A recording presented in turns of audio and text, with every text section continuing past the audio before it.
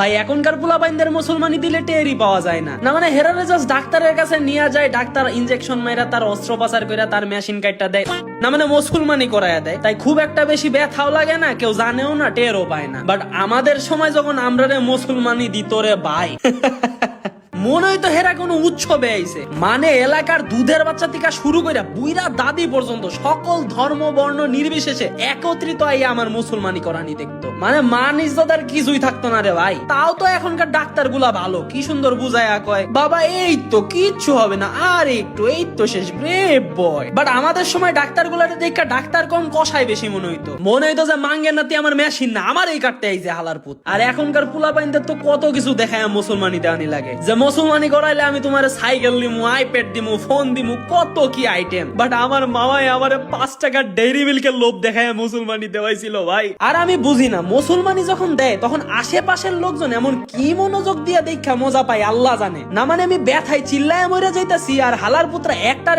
ধাক্কায় আমার মুসলমানি দেখার ট্রাই করতেছে। ওই সময় মনটাই চাইরে ভাই লাইটটায় সব কয়টার রুম থেকে বাইর করি। তার উপর মুসলমানি হওয়ার 10 দিন আগে থেকে পুরো এলাকারে জানানি হয়, লাইটিং মাইটিং কইরা সাউন্ড বক্স ভাড়াটারা কইরা আইন না সারা রাত ভোজপুরি গানে নাচা হয়। আর একে তো আমার মাথায় আসে না যে মুসলমানি করাইলে মানুষে ভাড়া কইরা সাউন্ড বক্স আইন না কেন গান বাজায়। মানে তোমার ছেলে নুনু কাটছে এইটা পুরো এলাকারে জানানি লাগবো।